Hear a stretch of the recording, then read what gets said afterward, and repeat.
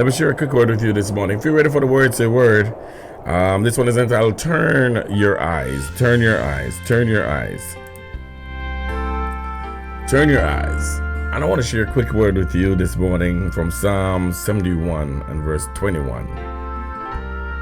It says, you will increase my honor and comfort me once more. You will increase my honor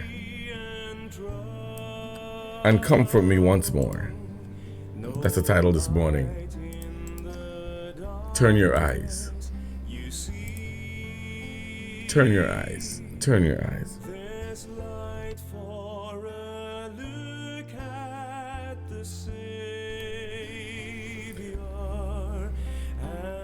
When we've experienced failure, it can be challenging, very challenging to let it go and believe that one day we will experience success.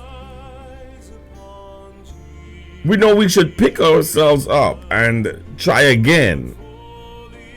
But that can be easier said than done in most situations.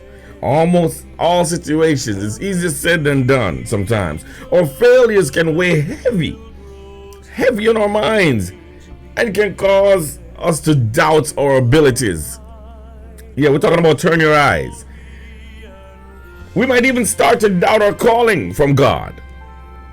But in order for us to move into success, we need to be willing to let go of the things we've failed. Let go of the things we've failed. Let go of the things that that fails us. In Psalm 71, check this. We find David in a very bad situation. David was in a bad situation. Things in his life haven't gone well. And he's crying out to God in Psalm 71. He's crying out to him. When we're feeling like this, my brothers and sisters, we have a choice to make. We can either dwell in our failures and our fears, or we can look to God. Or we can look to God. David chose to fix his eyes on God rather than stay stuck in his circumstances. Don't be stuck in your circumstances this morning. Don't be stuck in your circumstances this morning. David said, as for me, I shall always have hope. As for me, I shall always have hope. I will praise you more and more. That's what he said in verse 14. He chose to have hope and to worship despite his circumstances. David went on. He went on to say this. He said, you will increase my honor and comfort me once more. David knew. He knew with God, there's always a promise of better times to come. That's what David knew. He knew that with God, his future is bright. He knew that with God, better times are ahead. He knew that God hadn't abandoned him. God hadn't abandoned him, and that he was going to bring honor back into his life. When you and I have experienced trials and failures, we need to choose to look to God and have hope. Come on, somebody. We need to choose to look to God and have hope. Other people and the enemy can try and convince us otherwise, that we've messed up too many times and that there's no future for us in God's kingdom.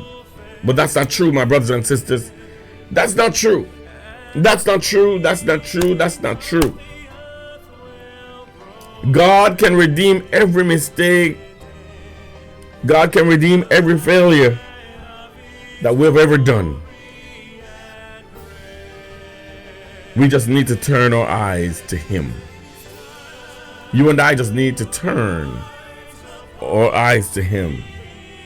My God, every time What now, you might ask? What now, you might ask? You might be asking yourself, what now, man? What now?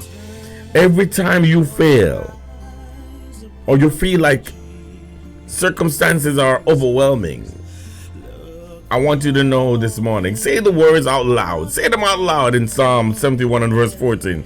Cry them out loud to God and said, as for me, I will always have hope.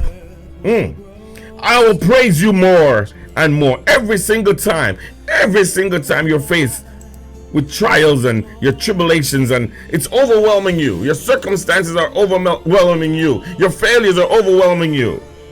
Just shout these words out this morning. Shout those words out in those situations and say, as for me, I will always have hope. I will praise you more and more. God, as for me, I will always have hope. I will praise you more and more. Father, I will always have hope. I will praise you more and more. Turn your eyes this morning. Turn your eyes this morning. Turn your eyes this morning on God. Turn your eyes this morning on Jesus. He will never forsake you.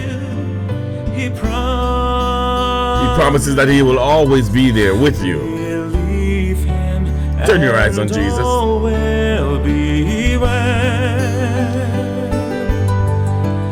Then go to a world that is dying. His perfect salvation to tell.